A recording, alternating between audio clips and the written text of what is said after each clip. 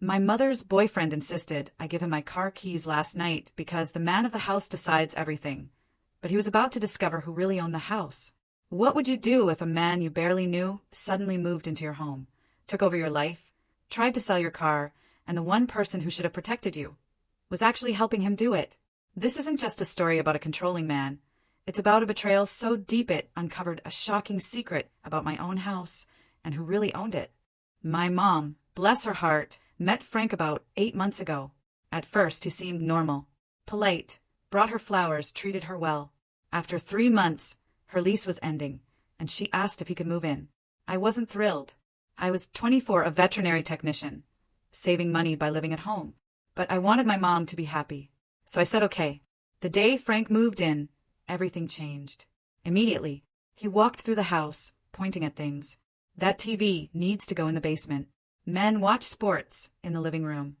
He told me my parking spot in the driveway was now his. The man of the house parks closest to the door. I laughed. I actually laughed, thinking he was joking. He wasn't. I'm not joking, he said, his face dead serious. I'm the man of this house now. My mother just smiled a little nervously and said, "Oh, Frank's just traditional." Traditional turned into a nightmare. Within a week, Frank had completely rearranged our lives. He decided what we watched on TV, what we ate for dinner, when we could use the washing machine. He told me I couldn't have friends over without his permission. When my boyfriend Adam visited, Frank sat between us on the couch and declared, "No touching under his roof." He even started going through my mail, saying the man of the house needs to know everything happening in his domain. When I complained to my mother, she just waved her hand. "Julia, Frank is just establishing boundaries. You need to respect him." Last month, Frank announced new house rules. He even printed them out and stuck them on the refrigerator. No music after 8 p.m. No guests without 48 hours notice. Everyone had to contribute grocery money directly to him, because he'd handle all the shopping. And the kicker? I had to text him when I left the house and when I'd return. My mother, unbelievably, thought it was sweet that he wanted to protect us. I started spending more and more time at Adam's place. Frank called me disrespectful for avoiding family time. He actually said, "Real women support their household leadership." Then he started demanding I cook dinner 3 nights a week because that's women's work. When I refused, he turned off the Wi-Fi router. "You've lost internet privileges," he declared, his voice cold, "until you learn respect." 2 weeks ago, Frank decided my room, my sanctuary, should be his office. He told me I could move to the smaller guest room, since I barely contributed anything anyway. My mother agreed, saying Frank worked from home sometimes and needed space. I was furious, but I packed my things. Frank immediately moved his huge, ugly desk into my room, hung his gross sports memorabilia on my walls. Yesterday, everything came to a head. Frank announced he was selling my car. "The man of the house," he declared, his eyes narrowed, "decided one car was enough for you and Mom to share. I've used the money for a new truck." He held out his hand. "Keys." I laughed, a raw, disbelieving sound that surprised even me. He got right in my face. "This isn't a request." My mother stood behind him, wringing her hands, her voice barely a whisper. "Julia, don't make a scene." Just then, our doorbell rang. My heart hammered. It was Mrs. Hendricks from next door, and with her, her daughter Elaine, a real estate attorney. Frank tried to slam the door shut. "We're having family time," he barked. But Mrs. Hendricks and Elaine pushed past him, walking right into my house. "Actually," Mrs. Hendricks said, her tone firm, "I need to speak with the homeowner." Frank puffed up his chest, almost comically. "That's me. I'm the man of this house." Elaine laughed, a short, sharp sound that cut through the tension. "No, you're not. I pulled the property records. This house is owned by Ruby Sinclair." My mother looked utterly confused. "That's my grandmother," she mumbled, her brow furrowed. "She died 5 years ago." Mrs. Hendricks looked at me, a small, knowing smile on her face. "Actually, she left the house to Julia. Your mother has been living here as Julia's guest." My mother's face went white. Her jaw dropped. "That's impossible. Mom left the house to me." I finally found my voice. It came out stronger than I expected, clearer than it had been in months. "No, she left it to me. You were broke after the divorce and begged me not to tell anyone because you were embarrassed. You said we'd just keep living like normal. I agreed because I loved you, Mom, and I wanted you to feel secure. Elaine pulled out her tablet, showing the deed. Julia's owned this house for 5 years. Frank turned to my mother, his face going from shocked to furious in seconds. He got right up close to her, his breath hot on her face. Did you know about this? His voice was loud, sharp, filled with venom. Did you know she owned the house this whole time? My mother shook her head hard, tears streaming down her face. No, no, she sobbed, her hand shaking. I had no idea. I swear, Frank, I thought my grandmother left it to me. Mrs. Hendricks didn't move from the doorway, her arms crossed, like a silent guardian, making sure Frank couldn't push anyone around. My heart was pounding, my hands sweaty. This was my house. My house. I finally spoke again, my voice steady, no longer a tremor in it. Frank, you need to leave my house right now. He actually laughed, a mean, bitter sound that made my stomach clench. You can't just kick me out, sweetheart, he sneered, taking a step toward me. I have rights as a resident. I've been living here for 8 months. My mother jumped in, her voice shaky and desperate. Julia, please. We need to talk about this calmly as a family. Can we all just sit down and discuss this like adults? Elaine stepped forward, her lawyer voice calm and clear, cutting through the chaos. Actually, as the property owner, Julia can absolutely require you to leave. You're not on any lease, Frank. You have no legal claim to residency here. You're essentially a guest who has overstayed their welcome. Frank's face turned beet red. His eyes bulged. You're all crazy. I'm the man of this house. I've been taking care of things here, making decisions, keeping everything running. He pointed a furious finger at me, his whole body trembling. You're an ungrateful little girl who doesn't understand how the real world works. Your mother needed someone to step up and be the man around here. Mrs. Hendricks, without a word, pulled out her phone. Lower your voice right now, Frank, she warned, or I'm calling the police for disturbing the peace. My mother was crying harder now, begging. Please, everyone, just stop. We can sit down and talk about this reasonably. But I was done. Done being reasonable with Frank. Done letting him push me around in my own house. Done watching my mother make excuses for him. I looked him right in the eye and my voice didn't shake. It was pure, unwavering resolve. You have until tomorrow evening to pack your things and get out of my house. That's more than fair. Frank stared at my mother, his eyes demanding, waiting for her to defend him, like she always did. She stood there, wringing her hands, looking between us, tears still flowing. She opened her mouth, but nothing came out. Frank stared at her, and she just kept crying, her hands twisting. Then his entire demeanor changed. Instantly calm. His voice got soft, reasonable, almost sickeningly sweet, like he was talking to a child or someone mentally unstable. Honey, look at your daughter. She's clearly having some kind of breakdown. You need to handle this. She's not thinking straight. My mother actually nodded, looking at me with worried eyes. Julia, maybe we should talk privately, just the two of us, without everyone else here. I wanted to scream. I wanted to shake my mother, but I kept my voice level.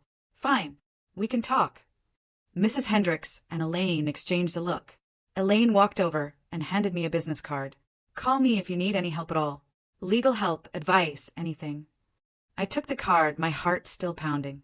Mrs. Hendricks squeezed my shoulder as they walked to the door. You did the right thing, honey. Frank stomped past us toward what used to be my bedroom, and the door slammed so hard the walls shook. My mother flinched. After the neighbors left and the house grew quiet, except for Frank's angry movements in my old room, my mother led me to the kitchen. She sat me down at the table like I was a kid in trouble. Julia, we can't just throw Frank out on the street.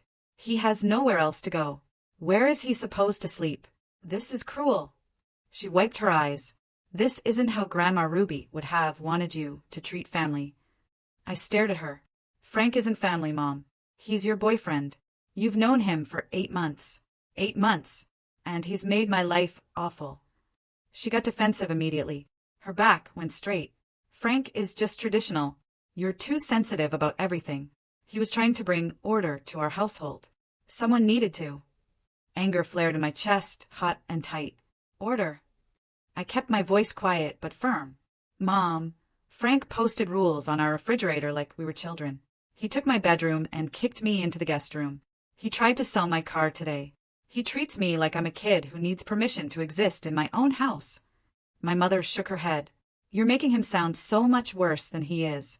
You're being dramatic, Julia. Frank was just trying to help. He wanted us to have structure and routine. That's what men do. They take charge and make things run smoothly. I stared at her across the kitchen table. Something inside me just broke. Not in a sad way, but in a clear, undeniable way. She wasn't going to see what Frank really was.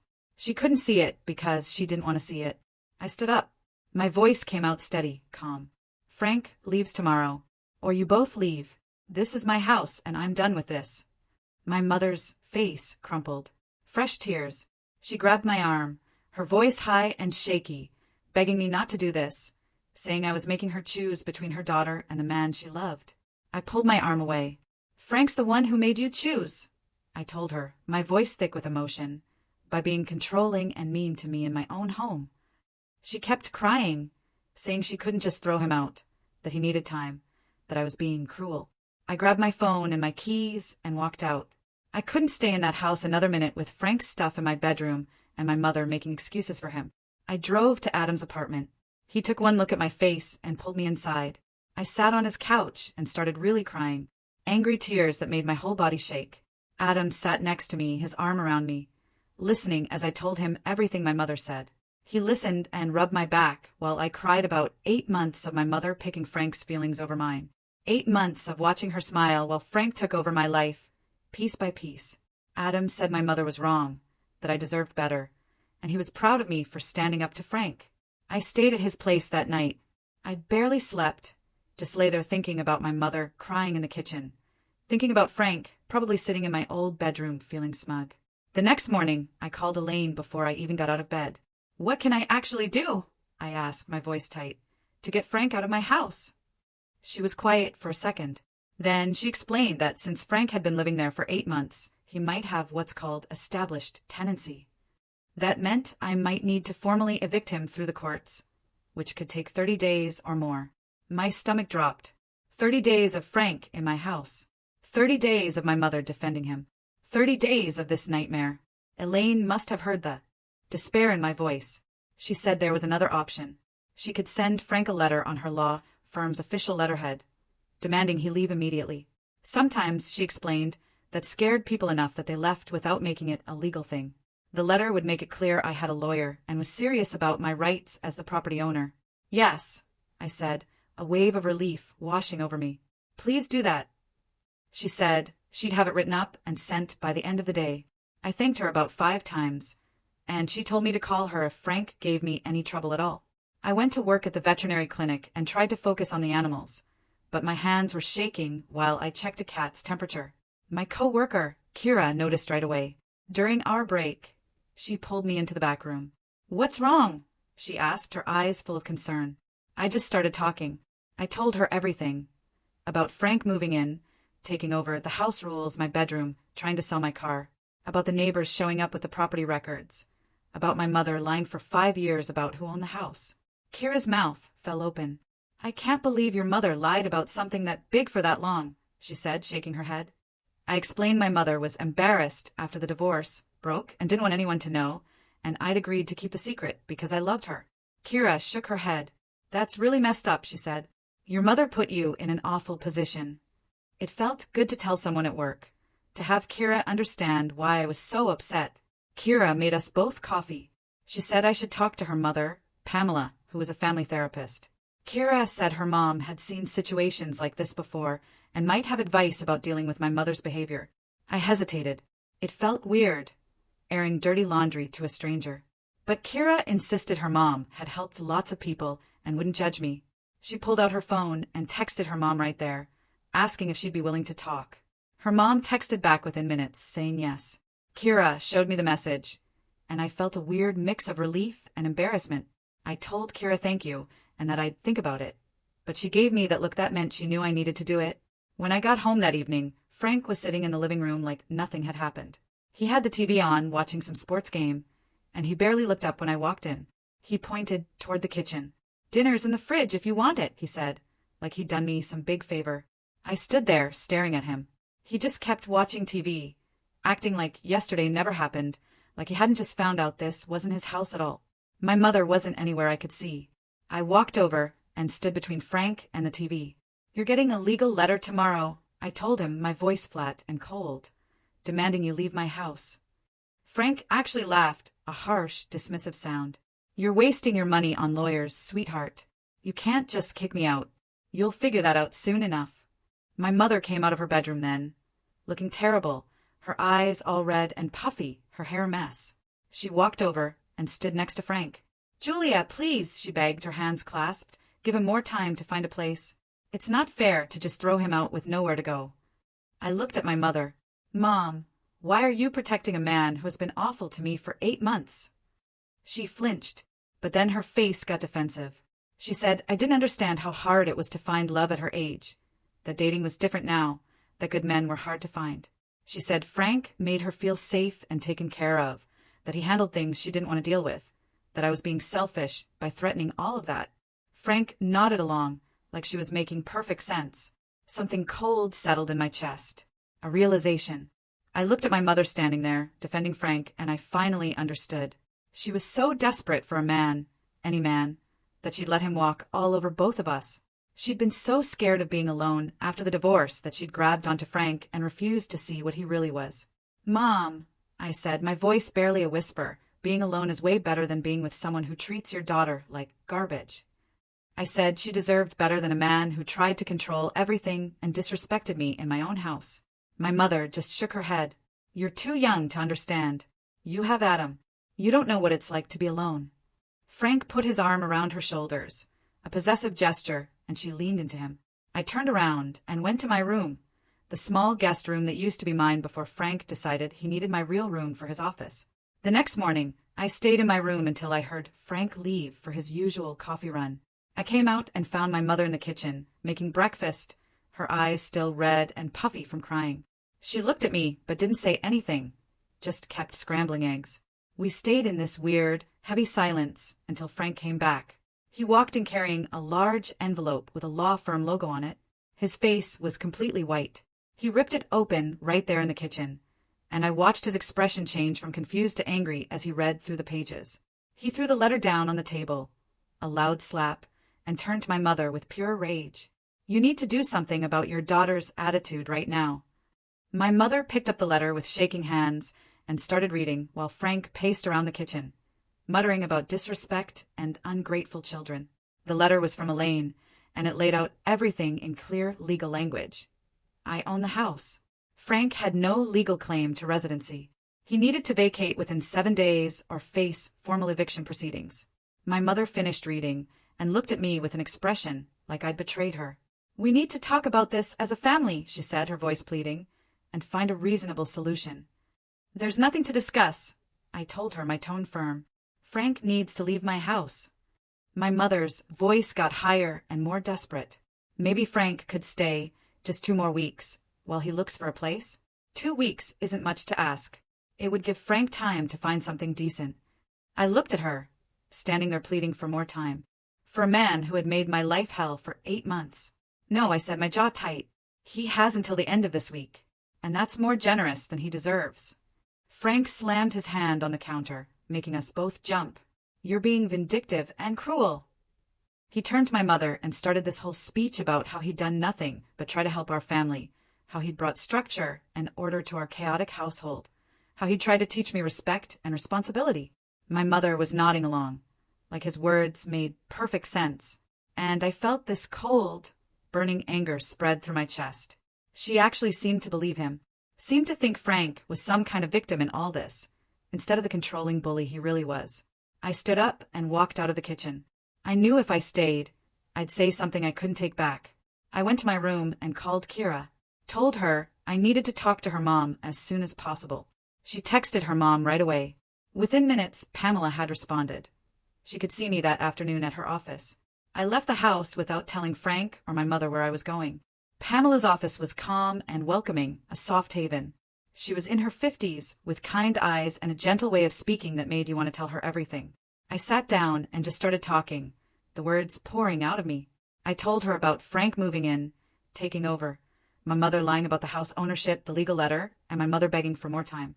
Pamela listened without interrupting. When I finished, she leaned forward and said something that hit me hard. "Your mother!"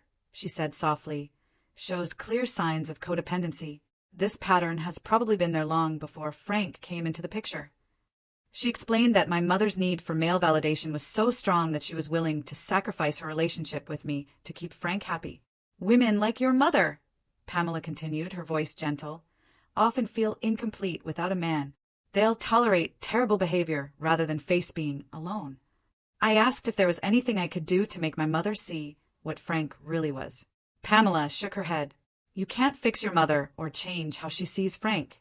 You can only control your own boundaries. She told me to prepare myself for the possibility that my mother might choose to leave with Frank rather than stay in my house without him. That thought made my stomach hurt, but I knew Pamela was right. She said the healthiest thing I could do was stand firm on my boundaries and let my mother make her own choices, even if those choices hurt me. We talked for almost an hour, and by the end, I felt clearer about what I needed to do, even though it scared me deeply. That night, I found my mother alone in the living room and sat down next to her. Mom, I said, my voice gentle but firm, I love you, but I won't let Frank stay in my house any longer. She started crying immediately. You're forcing me to choose between my daughter and the man I love. I said Frank was the one who created this whole situation by being controlling and mean to me in my own home. My mother wiped her eyes and admitted Frank could be difficult sometimes, but she said he'd been hurt before and just needed patience and understanding. I stared at her, and suddenly I saw the patterns so clearly echoing my childhood. She was making excuses for Frank's behavior the same way she probably made excuses for my father before the divorce. Mom, I asked, my voice low, do you remember how bad things got with Dad before you finally left him?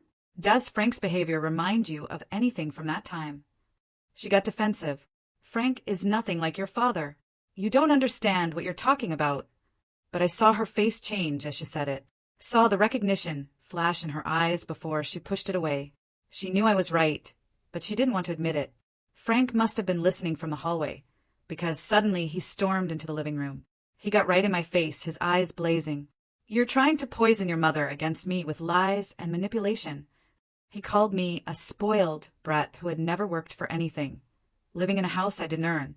Your grandmother probably left you the house by mistake, he sneered, his voice dripping with contempt. She couldn't have known what an ungrateful little girl you'd turn out to be. I stood up, so we were eye to eye, my own anger finally matching his. My grandmother left me this house because she trusted me to take care of it, I told him, my voice unwavering, surprisingly strong. That included not letting bullies take it over and turn it into their personal kingdom. Frank's face went dark red, and he called me a word that made my mother gasp. She finally spoke up, telling him to stop, but her voice was so weak and shaky it meant nothing. Frank ignored her completely, kept staring at me with pure hate. I didn't back down, didn't look away, just stood there meeting his glare until he finally turned and walked back to the bedroom. My mother followed him a few seconds later. I heard them talking in low, angry voices through the door. I sat back down on the couch, my hands shaking. But I felt stronger than I had in months. I'd stood up to Frank in my own house and I hadn't backed down. I pulled out my phone and texted Adam. Things are getting bad. I need you here. He responded immediately. On my way. I sat there, listening to my mother and Frank's voices rise and fall through the bedroom door, hearing the anger in Frank's tone and the pleading in my mother's. 20 minutes later, the doorbell rang. Adam. I fell into his arms for just a second before pulling him inside. Frank must have heard the door because he stormed out of the bedroom, his face still red from arguing. He pointed at Adam, his voice hard and mean. Adam just looked at him calmly. I'm here because Julia invited me. This isn't your house to control. Frank's whole body went stiff. He took a step toward Adam, fists clenched. My hands were shaking as I grabbed my phone, pulled up the emergency call screen, my finger hovering over the button. My mother came running out of the bedroom and pushed herself between Frank and Adam, her hands up like she was trying to stop traffic. She was begging everyone to calm down, her voice high and scared. Just then, someone knocked hard on the front door. Mrs. Hendricks. She looked concerned. Is everything okay? She asked, having heard the yelling. The sight of Mrs. Hendricks standing in the doorway with Adam beside me seemed to drain something out of Frank. His shoulders dropped, and he stepped back, though his face was still twisted with anger.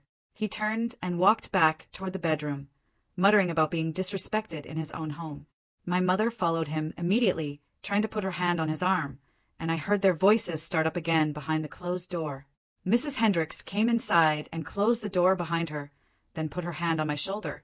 "I've been watching Frank's behavior for months now," she said, her voice gentle but serious. "I've been worried about you."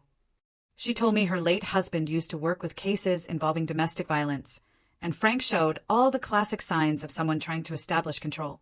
Something clicked into place in my brain as she said it. Frank had been slowly cutting my mother and me off from our normal lives, taking control of our money, our space, our choices. Mrs. Hendricks squeezed my shoulder. "You did the right thing, standing up to him before it got worse. These situations only go one direction if nobody stops them." Adam stood close to me the whole time, his presence solid and reassuring. It made me realize how different he was from Frank. After Mrs. Hendricks left and Adam went home, I tried to sleep but kept waking up, thinking about everything she'd said. The next morning, I got up early and went to the home office to grab some papers for work. That's when I saw my financial documents scattered all over the desk. Bank statements, tax returns, the deed to the house. Everything I kept in the locked filing cabinet was spread out, like someone had been going through them carefully. The filing cabinet drawer hung open, and I could see Frank had forced the lock. My stomach dropped. He'd been searching for something to use against me. Proof that I didn't really own the house, or that I owed money. Anything he could twist into leverage. I took pictures of everything with my phone, then carefully gathered all the papers and took them to my room. My hands were shaking with anger as I scrolled through my contacts and found Elaine's number. She answered on the second ring, and I told her what I'd found. Her voice got sharp and professional. Going through someone's private financial documents without permission could be considered invasion of privacy. She asked if I'd thought about changing the locks. I admitted I hadn't, but now it seemed like the obvious thing to do. Elaine said I should do it immediately. "Give your mother a key, but not Frank. As the homeowner, you have every right to control who has access to your property." I looked up locksmiths on my phone and found one who could come that afternoon while Frank was out running errands. When I told my mother what I was planning, she got upset. "You're being too extreme," she cried. I showed her the pictures of my scattered financial documents. "Mom, Frank crossed a line by breaking into my private papers." She started to make excuses, saying he was probably just looking for something innocent, but I cut her off. "The locksmith is coming whether you like it or not." The locksmith showed up at 2 p.m. and spent an hour changing all the exterior door locks. He gave me 3 sets of keys. I handed one to my mother, keeping the other 2. She held the key in her hand like it was something dangerous. "What am I supposed to tell Frank?" she whispered, her voice trembling. "You can tell him whatever you want," I said, my voice firm. "But he's not getting a key to my house." Frank came home around 5. I watched through the window as he tried his key in the front door. It didn't work. Confusion crossed his face, then it twisted into anger. He started pounding on the door with his fist, yelling for someone to let him in. My mother looked at me with panic in her eyes. I unlocked the door, but told her she could go talk to him on the porch.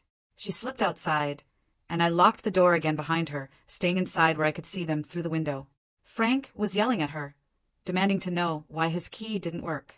She tried to explain about the locks being changed, and he demanded she give him her key right then. I watched my mother's face and saw her actually considering it, her hand moving toward her pocket.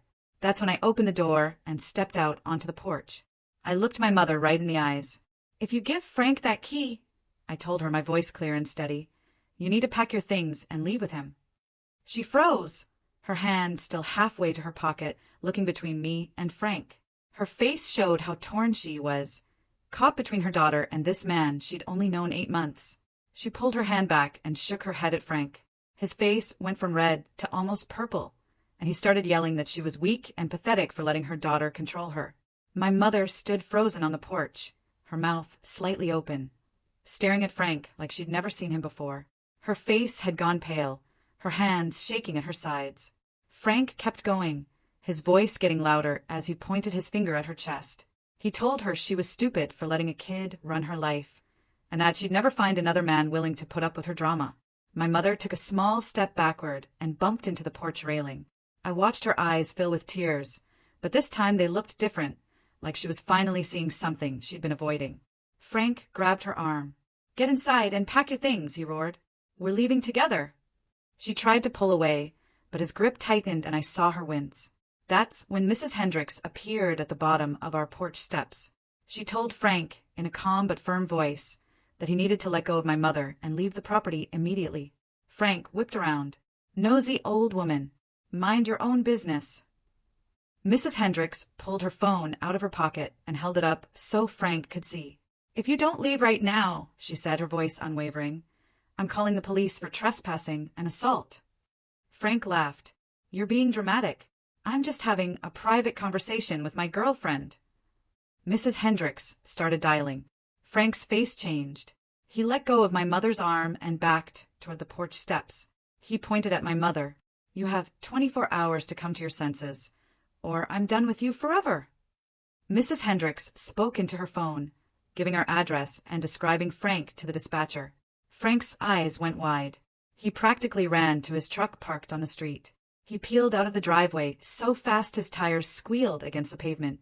The sound echoed down our quiet street, and I saw a few neighbors looking out their windows. My mother stood on the porch, hugging herself and crying, but not the way she'd been crying before. These were different tears, heavier somehow, like something inside her had finally broken open. Mrs. Hendricks came up onto the porch and put her arm around my mother's shoulders. She guided her inside, and I followed, locking the door behind us. My mother sank onto the couch and buried her face in her hands.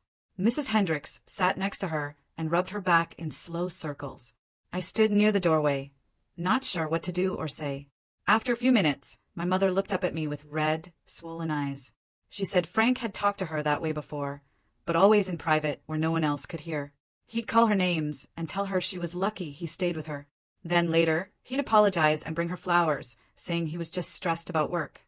She believed him every time, because she wanted so badly for the relationship to work. I sat down on the other side of her and took her hand. I told her, as gently as I could, that apologizing after being mean was part of how people like Frank kept control. They hurt you, then make you feel grateful when they're nice again.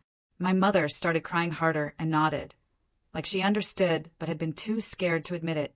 Mrs. Hendricks stayed for another hour, making sure my mother was okay before going home. Over the next few days, my mother moved through the house like a ghost. She was quiet and thoughtful, spending a lot of time sitting in the kitchen staring at nothing. Frank kept texting her. At first, she'd just stare at her phone when it buzzed. Finally, on the third day, she showed me the messages. They started out apologetic, with Frank saying he was sorry for losing his temper and that he loved her. But as the days went on and she didn't respond, the texts got nastier. He called her pathetic and said she was nothing without him. He demanded she convince me to let him back in the house. He said if she really loved him, she'd stand up to her daughter. The last text said she was going to regret throwing away the best thing that ever happened to her. My mother's hands shook as she held the phone. I suggested she block his number, but she said she needed to officially break up with him first. She was scared of how he'd react if she just cut off contact. I offered to be there when she did it, and she looked relieved. Adam said he'd come, too, so we'd have extra support. My mother called Frank the next morning and told him to meet her at the coffee shop on Main Street at 2 p.m. She said they needed to talk, and he agreed, probably thinking he could convince her to change her mind. We got there 15 minutes early and picked a table near the front window where lots of people could see us. Adam sat at a different table nearby, pretending to work on his laptop. Frank showed up exactly on time, wearing the cologne my mother liked and carrying flowers. He sat down across from her and tried to hand her the bouquet, but she didn't take it. He sat them on the table between them and started talking fast. He said he'd been under a lot of stress and didn't mean the things he'd said. He loved her. He wanted to work things out. My mother sat up straighter and looked him in the eye. She told him it was over, and that he needed to collect his remaining things from the house with me present. Frank's face went from hopeful to confused to angry in the span of about 5 seconds. He leaned across the table, his voice low and threatening. "You're making a huge mistake," he snarled. "You'll never find anyone else who will want you." My mother stood up and said goodbye. Frank grabbed her wrist. "Where do you think you're going?" he demanded, his voice loud, causing several people in the coffee shop to turn and look. Adam got up from his table and walked over, his presence a silent threat.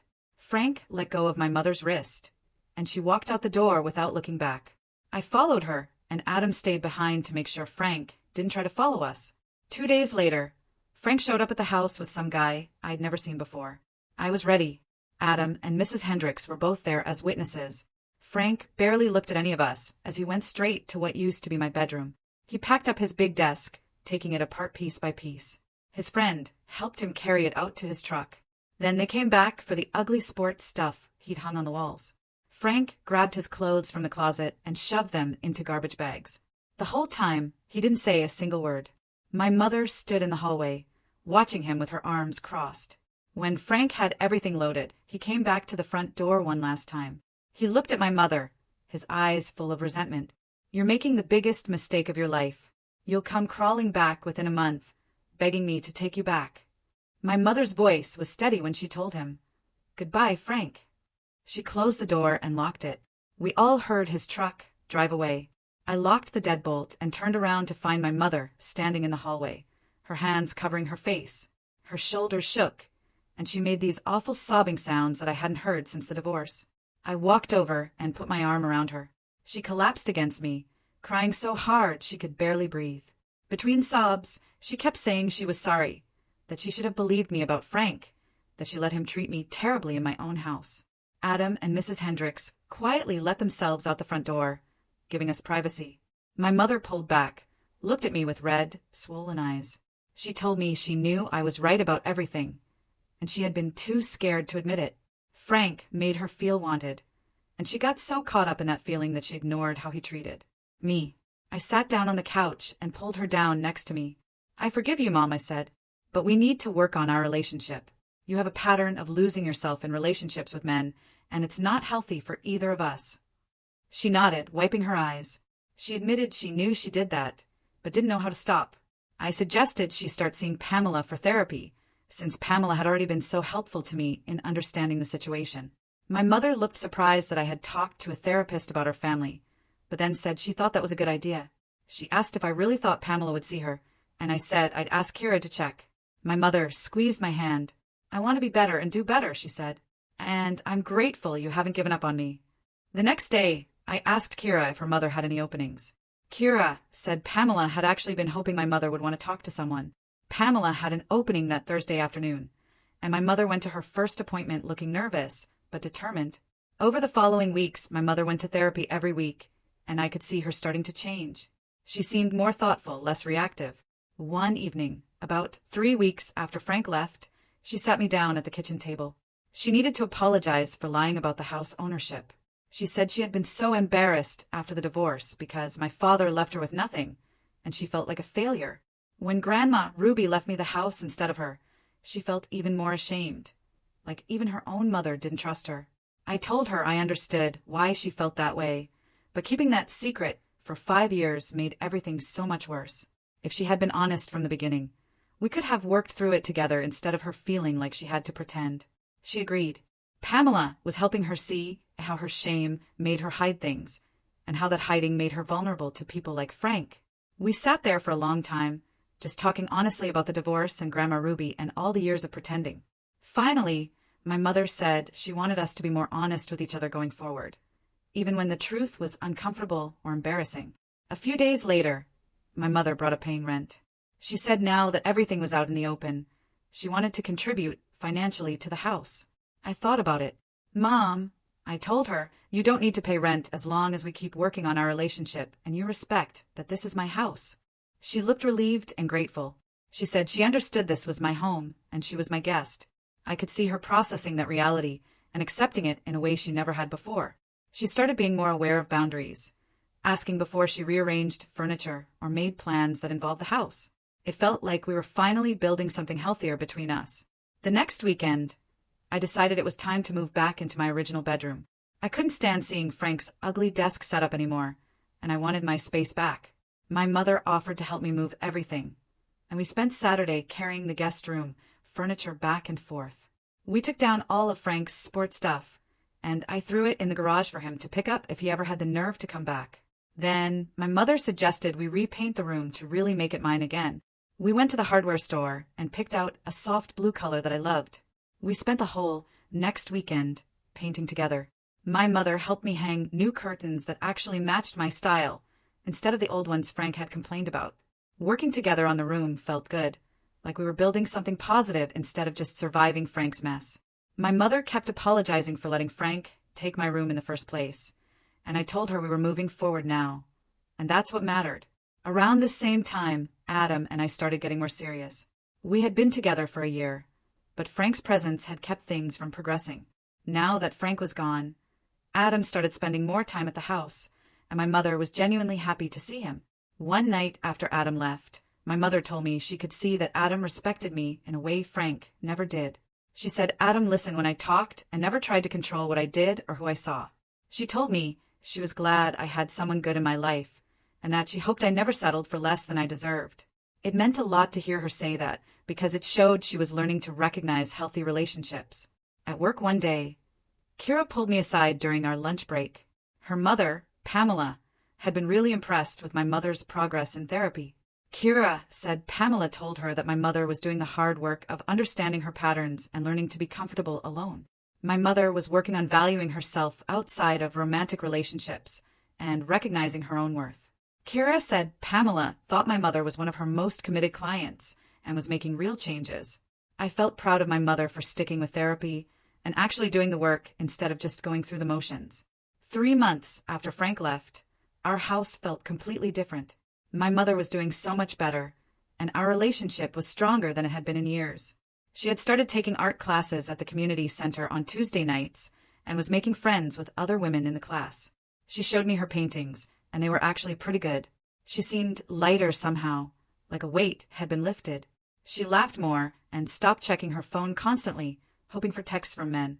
She told me she was learning to enjoy her own company and didn't feel desperate for male attention anymore.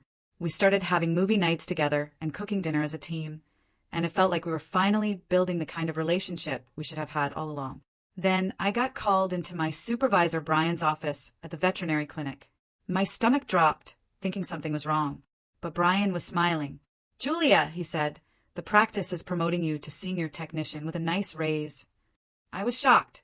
I had only been there 2 years, and senior positions usually went to people with more experience. Brian said he was impressed with how I handled everything in my personal life while still being excellent at my work. He said I never let my problems at home affect my care for the animals or my relationships with clients. He told me I had shown real maturity and leadership, and the practice wanted to invest in my future there. I thanked him, walked out of his office, feeling like things were finally coming together in my life. A few days after my promotion, my mother sat me down at the kitchen table with 2 cups of tea. She had been thinking about dating again someday, she said. But this time, she wanted to do things differently. She wouldn't introduce anyone into our home until she was absolutely sure about them, and she wanted to take at least 6 months before even considering that step. I reached across the table and squeezed her hand. I told her I was really proud of her for learning from what happened with Frank and for putting our relationship first. She smiled and said therapy was helping her understand that she didn't need a man to feel complete. That weekend, Adam came over, and we sat on the back porch talking about where our relationship was going.